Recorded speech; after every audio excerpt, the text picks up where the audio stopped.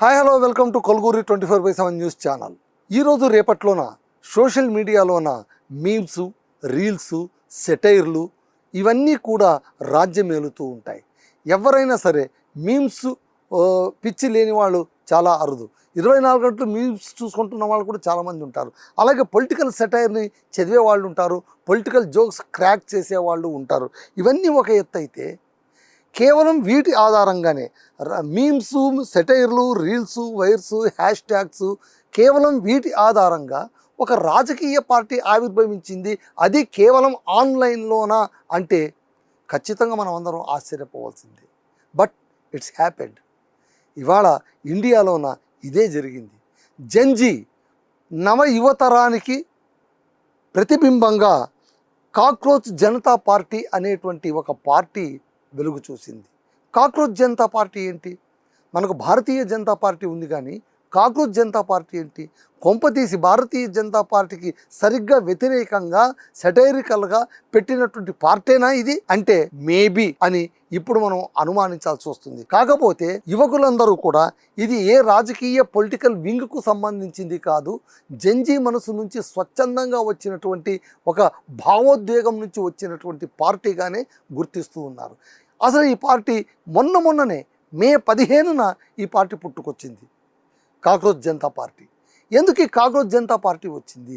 ఈ అసలు పేరే చాలా వింతగా ఉంది. బొద్దింక పార్టీ ఏంటి అంటే అసలు ఈ పార్టీ ప్రారంభమైందే అవును నేను బొద్దింకనే, అయితే ఇప్పుడేం అన్నటువంటి ఒక నినాదంతో మొదలైంది. ఎవరైనా కానీ తమని తాము కించపరుచుకోరు కదా, కానీ యువత సోషల్ మీడియాలోన ఇదే హ్యాష్ ట్యాగ్తోన, ఇదే నినాదంతోన, ఇదే డైలాగ్తోన దూసుకెళ్ళిపోయింది. అవును నేను బొద్దింకనే, ఎస్ ఐఎమ్ కాక్రోచ్.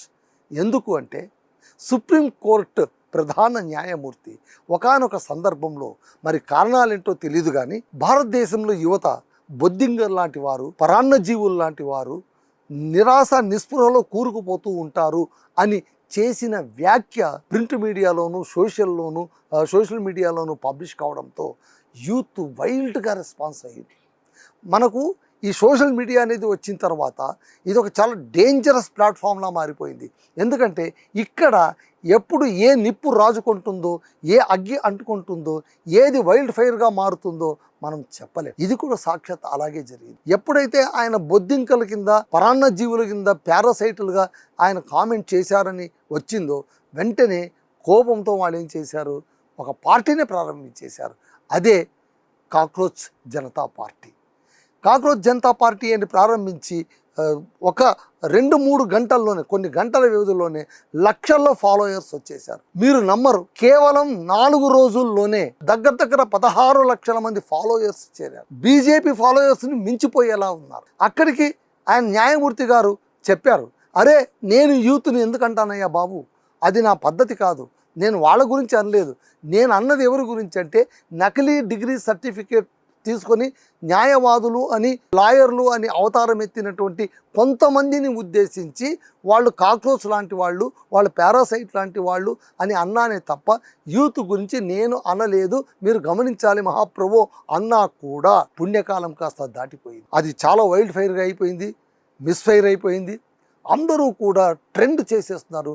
చాలామందికి ఇది కొత్తగా అనిపించింది. అదే కాకుండా నిరుద్యోగులు, ఆ తర్వాత యువత అంటే ఉద్యోగం దొరకనటువంటి వాళ్ళు, ఆ తర్వాత నిరాశ నిస్పృహలో కూరుకుపోయినటువంటి యువతకు ఇదొక పెద్ద వేదికలా మారిపోయింది. వాళ్ళ ఆవేదనను, వాళ్ళ నిస్సహాయతను, వాళ్ళ ఆవేశాన్ని వ్యక్తం చేయడానికి this is the best dais అని వాళ్ళు అనుకున్నారు.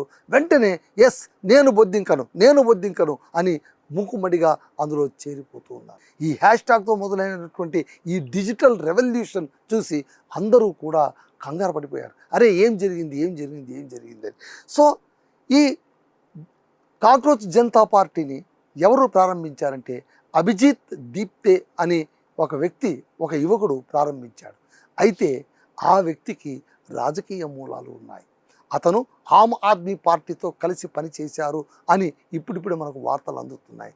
దీన్ని బట్టి జాగ్రత్తగా చూస్తే ఆమ్ ఆద్మీ పార్టీతో ఆయన కలిసి పనిచేయడం, అలాగే ఈ పార్టీ పైన అంటే కాక్రోచ్ జనతా పార్టీ అని ఏదైతే ఇది వచ్చిందో దీనికి తృణమూల్ కాంగ్రెస్కు సంబంధించినటువంటి ఎంపీలు స్పందించడం, ఎప్పుడైతే వాళ్ళు స్పందించడం మొదలుపెట్టారో ఇదంతా చూస్తూ ఉంటే ఏదో పొలిటికల్ విండో సైడ్ డ్రామా జరుగుతుందా అని కొంతమందికి అనుమానాలు మొదలయ్యాయి. భారతీయ జనతా పార్టీని లక్ష్యంగా చేసి కాక్రోచ్ జనతా పార్టీ అనేది ఏదైనా ఒక ఆవిర్భవించిందా, దానికి వీళ్ళంతా అండదండగా నిలబడ్డారా అనేటువంటి అనుమానాలు ఇంకా ఇప్పుడిప్పుడే ప్రాథమిక స్థాయిలో ఉన్నాయి.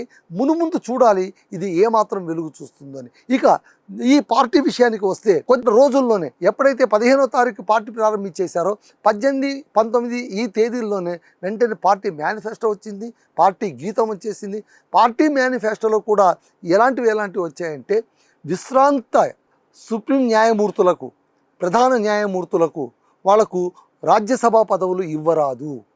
సో ఇదేదో వాంటెడ్గా టార్గెటెడ్గా ఎవరినో టార్గెటెడ్గా చేసినట్టే మనకు కనిపిస్తుంది. వాళ్ళకు పదవులు ఇవ్వరాదు. ఆ తర్వాత రాజకీయాల్లో పారదర్శకత ఉండాలి. నీట్ లాంటి పరీక్షల్లోనూ క్వశ్చన్ పేపర్లు లీక్ చేసినట్టు సందర్భంలోన మంత్రులను శిక్షించాలి.